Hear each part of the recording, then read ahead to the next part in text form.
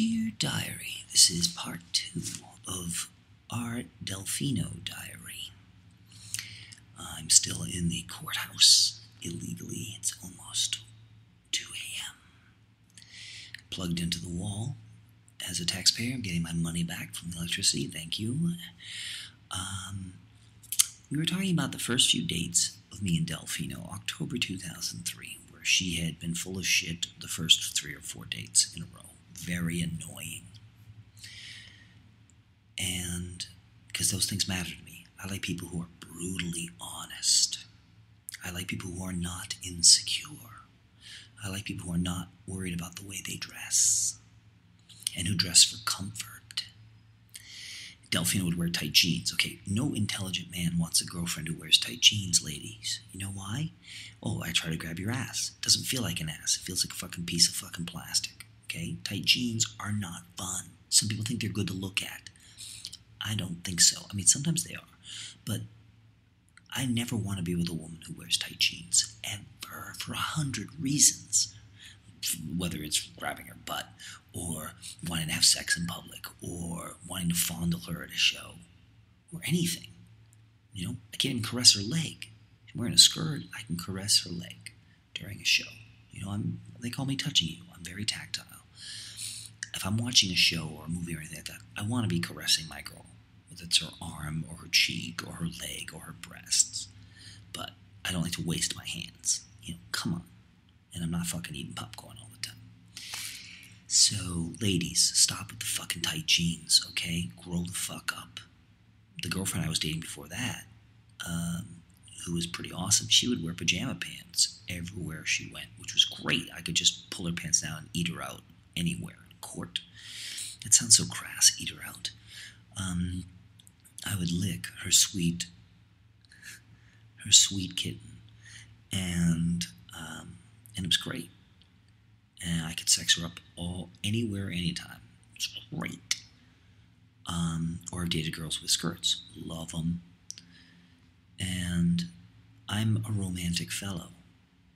I like public displays of affection, okay?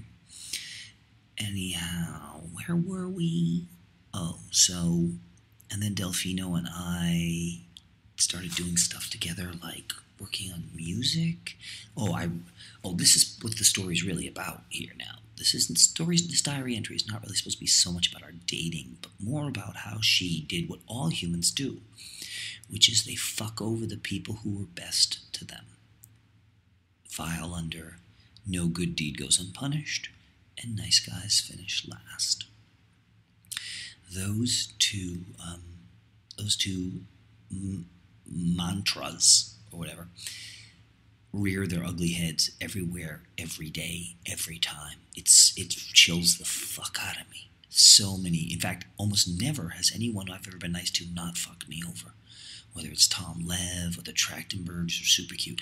I sacrificed for all these people. I did so many good things for these people, and every single time they returned that kindness by destroying my life. It's what humans do. They destroy everything. Whether it's the environment or their children. Humans exist for one reason, to destroy. Right? It's their nature. Cats don't have to bathe every day, but humans do. Exactly. So we can waste as much fucking water as possible. Humans were designed by nature to ruin everything. And we need to get rid of humans. Check out my hit song, Childbirth is a Crime.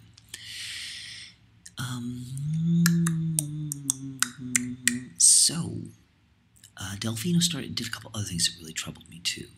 Oh, but I redid her demo, recorded her, all of her songs new. I produced the shit out of it. I did a whole bunch of other stuff. I wrote some of it, did a lot of work, wrote the press release, did the album covers, did everything because I'm a control freak and I'm a super genius. That's not to say I didn't let her have an input. Delfino had good ideas once in a while. When she uses her brain and when she doesn't phone it in and when she's competing with the super genius, she uses her brain more. But her demo was 90% my work. But working with her was a little difficult. She can't take criticism. She's very insecure. You know? You should be able to say to somebody, that was a little too mild. Can you do it? Do the vocal again with a little more oomph. without getting barked at. In fact, I've never worked with a musician who's probably more defensive than her. It's pretty annoying. But I am a hard worker. And I immediately took her career over as a manager. And within weeks, she's getting great press everywhere. She never got... Now, you have to remember, she'd been performing around New York City for 3 years with no ascension. She'd been performing all these country clubs with Kurt Metzger. And I saved her from that dead-end life. I told her, comedy clubs suck. She'd be like, yeah, I know, fucking bring her shows and all this. It's like, no shit, so why are you performing comedy clubs? That's stupid.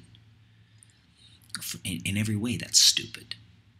And I rescued her from that life. And I rescued her from Kurt Metzger. And her life was a dead end. And she wasn't particularly happy. And she was working at Christie's, corporate day job. I saved her from all of that. Immediately, I got her all kinds of great gigs. She was doing paying gigs all kinds of places. I was getting her gigs everywhere.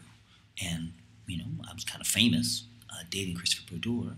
At the time, had a little cachet, thank you very much. And did so many things. I can't even list them all. We're talking tens of thousands of miraculous things for her life. Forget just as a boyfriend. I'm talking about as a manager / that kind of thing. And pardon me, I'm getting distracted. Did all kinds of stuff for her. Actually, we know it was the first month that I almost dumped her in the first month because it was Halloween fundraising party for National Theater of the United States of America. A bunch of people I love, some of my favorite people on earth. Yehuda and the gang. Love them all. Love those guys. Wish I could run away with them and join their circus. But my life's too hectic and horrible. And I bartended for the party. I love to work their parties. I don't like to go to parties and just hang out and talk to people. I like to be productive and get things done, because you can still talk to people while making drinks and be productive. Humans are so fucking lazy. They get nothing done. And I asked Delfino if she wanted to join me, and she said, yeah. Now, none of these people knew Delfino. These were all cool artists, musicians, actors, writers, everything. And plus, it's good for her to meet new people and stuff. And I'm introducing her to new worlds and new avenues, new everything. Because the life she had picked for herself was a fucking dead-end disaster. And we were bartending, and she very quickly got too drunk and was opening up. They had these little promotional bottles, and you'd open up the bottle and pour it into a cup with ice.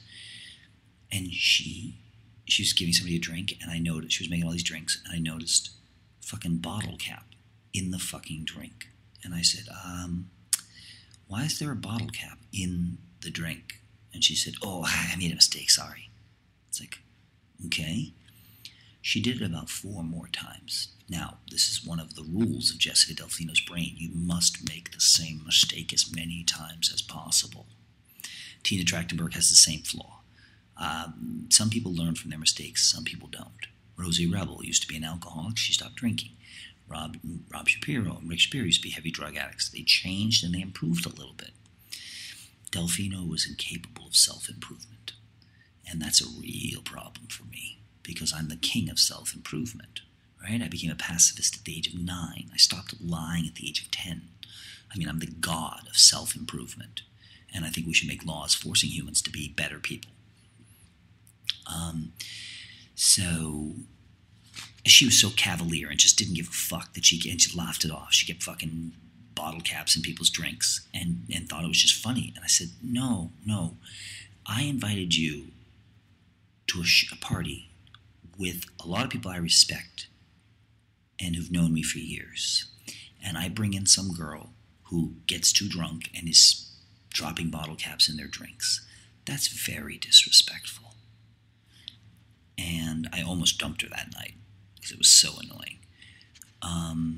To this day, she still lies to people and says, oh, when we first dated, you sent an email to that other girl saying, hey, let's hook up. Or I might be dumping this girl and whatever. And she always leaves out the other half of that, which is, Well, I did lie to you all the time, and I was a fucking asshole and a douchebag and a selfish fucking cunt. So you would have had the right to talk to other girls and see about maybe, dumping me and dating someone else. She leaves all the facts out. So we continued to date. She didn't get better in many ways. She still continued to lie, was defensive, angry, violent, moody. But the good times we had were so fucking good, making art, having fun, everything, that we stayed together. Then we ended up having to move in together, which is always a no-no. But my landlord ripped me off, and the government helped him. And I lost my fucking home I loved for 15 years because Bloomberg promised eviction prevention, which means the greatest number of evictions in New York City history. That's the way he operates. Everything he says is the exact opposite of the truth, right? All the newspapers call him Mr. Environmental. Yet you can't find a mayor in American history who hated the environment more. Ask me for details. So I don't get bogged down in a digression here. Right? Everyone believes Mayor Bloomberg cares about our health. He's a nanny state, or he cares about the trans fats and then salt and stuff. All PR bullshit. I mean, think about it. We have the entire media, left wing and right wing, saying he is Mr. concerned about our health. This from the guy who secretly made Snapple the official drink of New York City. Look at most Snapple ingredients. Almost all of them have sugar. He has said sugar is a poison. Many people have said sugar is essentially a poison. And high fructose corn syrup. Half their drinks have high fructose corn syrup. So Mike Bloomberg said, why don't we, without the permission of the people of New York, make their official drink Snapple, and then we will put vending machines in all the public schools so fucking 7-year-old and 8-year-old kids are tempted to drink more sugar water. The newspapers all spin that into, this is the man who cares more about health than anyone. To show you how fucking dishonest this is. And remember, there's never been dishonesty like this in human history. Adolf Hitler did not campaign on, I will protect the Jews. That's not what he campaigned on. Do you understand? Stalin didn't campaign, or when he didn't say, when we take over, we are going to protect our enemies. No. They weren't totally full of shit, right? Even George Bush and Dick Cheney were not completely full of shit. They didn't lie every single time they spoke, right? George Bush didn't say, if I get elected, I'm going to promote more abortion. No, he didn't. But everything Bloomberg did was the exact opposite of the truth. The world has never seen a man more corrupt and dishonest and faker than Mike Bloomberg. Right? Do you understand that? The number one person in American history who tried to poison children is the one that everyone says is the number one man concerned with children. Because Mike Bloomberg learned early on, all you got to do is put it in the press release, and these stupid fucking retard reporters are going to repeat it like it's the truth. Right? He learned it from his idol Hitler. Repeat the lie, repeat the lie, repeat the lie, repeat the lie. To make it even more insane, watch this. Years later, while he was still in office, I mean, he's been in there for 10 years now. We can't get rid of the fucking super Nazi. A few years ago, his health department, run solely by him, started doing ads about sugar drinks. Sugar drinks, telling kids, don't be, stay away from sugar drinks. Everybody, we're getting people, Americans are fat as fuck. We're the fattest people on earth. You guys are sick. You got to start taking care of yourselves, people. You don't want to fucking deal with all your fucking hospital problems, okay? This is almost impossible to believe. Everything about Mike Bloomberg is shocking. That's why no reporter will tell people any of it. Because Bloomberg would be the laughingstock of all human history. His own Department of Health ads warning people about the dangers of sugary drinks. In the photo is a bottle of Snapple. They've just kind of blanked out the label. You can see it's a very distinctive Snapple bottle with the Snapple label, but the text is removed. Not one reporter but me thought that was interesting or worth reporting. Again, you can't blame Bloomberg. The only reason he lies is because the newspapers told him to, and they encouraged him every day. They said, Michael, the more insane your lies get, the more we will praise you as the most honest man ever. The more money you steal, the more we will praise you. So Mike Bloomberg said, holy fuck, I can't believe I'm getting away with this shit. And he got worse and worse every day. He's just a Frankenstein monster created by the media. If you murder all journalists, you fix every problem in the world. Because if media has to tell the truth, there can't be any more problems. You can't have a bad politician. How could he even get into office if they told the truth about him? Right? Bloomberg stole 3 elections. He didn't even come close to winning the elections. He stole all 3 in broad daylight. Example, when he ran for mayor in 2001, he couldn't answer any questions about the government. What are your plans, Mike Bloomberg? If you were elected, what are your plans? He would refuse to answer any questions. Imagine going on a job interview and refusing to answer questions. He refused to participate in any of the debates. Except there were 2 in the end he had to by law. I mean, there's never been anything like it in human history. And he got away with all of it because of the lies of reporters who helped him murder women and children every single day, literally. Blah, blah, blah. Example, he's the #1 funder of Republicans in Congress and in Albany. So every reporter says every day he's a lifelong Democrat, because he lives in a Democratic city and he's mayor of a Democratic city. So just say the opposite of the truth, always. You have no idea. I've worked for lots of newspapers. You have no idea. Reporter is a euphemism for super Nazi. Wake the fuck up, please. You're helping these assholes destroy everything. End of part 2.